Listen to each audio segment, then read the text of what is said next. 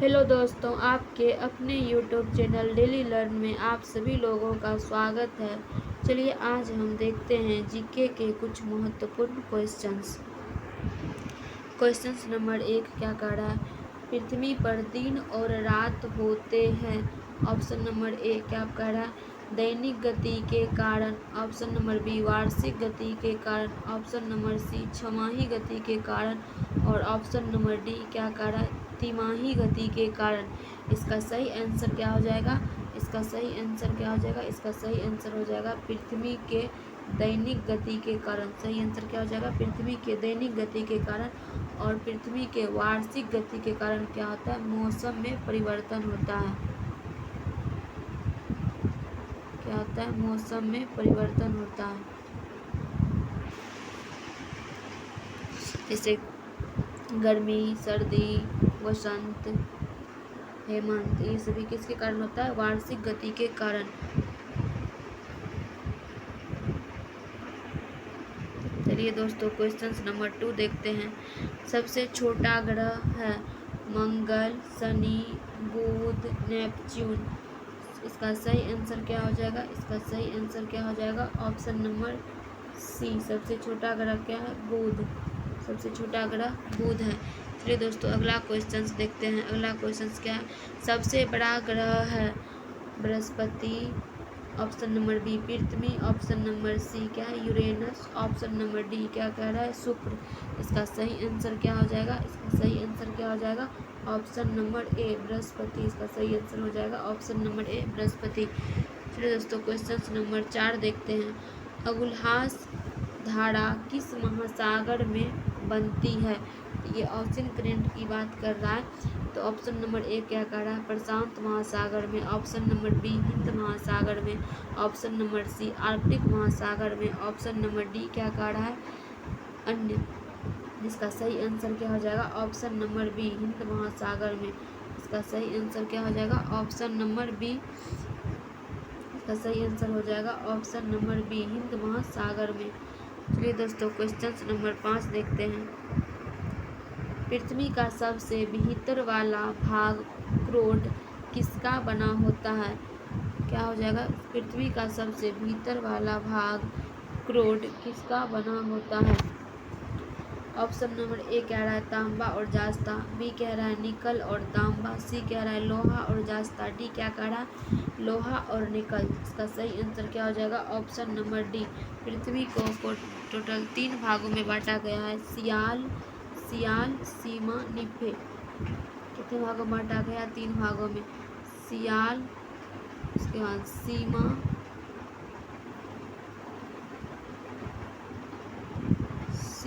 और क्या है? निफे। सबसे ऊपरी परत को क्या कहा जाता है? सियाल कहा जाता है, जो किससे बना होता है? सिलिका और एल्युमिनियम से। किससे बना होता है? सिलिका और एल्युमिनियम से। जो किसके बने होते हैं? सिलिका और एल्युमिनियम के बने होते हैं। उसको दूसरे भाग को क्या कहा जाता है? सीमा। सीमा किससे बने होते हैं? सिलिका और मैग्नीशियम से। और तीसरे भाग को क्या कहते हैं? क्रोड कहा जाता है, जो किसके बने होते हैं? निकिल और फेरस यानी कि लोहा से। किससे बने होते हैं? निकिल और फेरस यानी कि लोहा से। चलिए दोस्तों क्वेश्चन नंबर 6 देखते हैं। मैग्नीज के उत्पादन में भारत का दूसरा स्थान है, तो प्रथम देश कौन सा है? ऑप्शन नंबर ए क्या कह रहा है? फ्रांस। ऑप्शन नंबर बी रूसी संघ। Option number C Canada. Option number D संयुक्त राज्य अमेरिका। इसका सही आंसर क्या हो जाएगा? इसका सही आंसर हो जाएगा ऑप्शन नंबर बी रूसी संघ। सही आंसर हो जाएगा ऑप्शन नंबर बी रूसी संघ। चलिए दोस्तों क्वेश्चन नंबर 7 देखते हैं। कोयला के उत्पादन में सबसे बड़ा देश है। क्या कह रहा है? कोयला के उत्पादन में सबसे बड़ा देश है।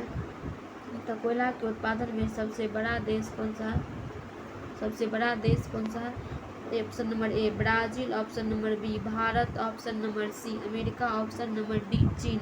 इसका सही आंसर क्या हो जाएगा? Option number C America. सही आंसर हो जाएगा ऑप्शन नंबर सी अमेरिका। चलिए दोस्तों क्वेश्चन नंबर 8 देखते हैं। जापान का मैनचेस्टर कौन है? जापान का मैनचेस्टर कौन है? Option number A Osaka. Option number B क्या कह रहा है? टोक्यो। ऑप्शन नंबर बी क्या कह रहा है, Tokyo. Option number C Yokohama. Option number D क्या है, नागासाकी। इसका सही आंसर क्या हो जाएगा, इसका सही आंसर हो जाएगा option number A, Osaka. Osaka हो जाएगा। चलिए दोस्तों, भारत का बोस्टन किसे कहा जाता है, भारत का बोस्टन कहा जाता है उत्तर प्रदेश, कैसे कहा जाता है, भारत का बोस्टन कहा जाता है अहमदाबाद को। किसे कहा जाता है, भारत का बोस्टन अहमदाबाद को कहा जाता है,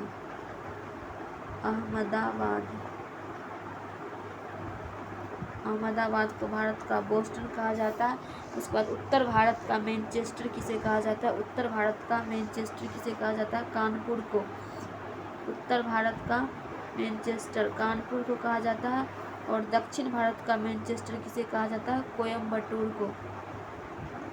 किसे कहा जाता है, कोयम्बटूर को। दक्षिण भारत का मैनचेस्टर किसे कहा जाता है, कोयम्बटूर को कहा जाता है दक्षिण भारत का मैनचेस्टर। और भारत के सूती वस्त्रों की राजधानी किसे कहा जाता है, भारत में सूती वस्त्रों की राजधानी किसे कहा जाता है, मुंबई को। किसे कहा जाता है, मुंबई को कहा जाता है। भारत में सूती वस्त्रों की राजधानी किसे कहा जाता है, मुंबई को। चलिए दोस्तों, क्वेश्चन नंबर 9 देखते हैं। डेक्कन एजुकेशन सोसाइटी नामक संस्था की स्थापना किसने की थी स्वतंत्रता संघर्ष के दौरान। Option number A Jawaharlal Nehru. Option number B Rabindranath Tagore. Option number C Bal Gangadhar Tilak. Option number D Umesh Chandra Banerjee. इसका सही आंसर क्या हो जाएगा, इसका सही आंसर हो जाएगा option number C Bal Gangadhar तिलक। क्या हो जाएगा, बाल गंगाधर तिलक। तो क्वेश्चन नंबर 10 देखते हैं। 1857 के गदर के समय भारत का गवर्नर जनरल कौन था। तो क्या करा, गदर मतलब यानी कि 1857 के क्रांति के समय क्या करा, भारत का गवर्नर जनरल कौन था। Option number A Lord Canning. Option number B Neil Armstrong. Option number C John Mathai. Option number D अन्य। इसका सही आंसर क्या हो जाएगा, option number A Lord Canning. चलिए दोस्तों, क्वेश्चन नंबर 11 देखते हैं। भारत भारतीयों के लिए नारा किस संस्था ने दिया था।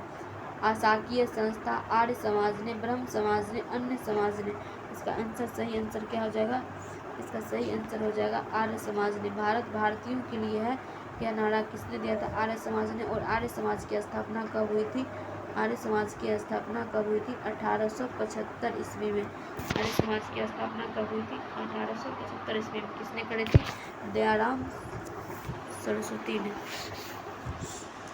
चलिए दोस्तों, थैंक यू दोस्तों। अगर आप लोगों को मेरा वीडियो अच्छा लगा हो तो प्लीज़ चैनल को लाइक एंड सब्सक्राइब कीजिएगा।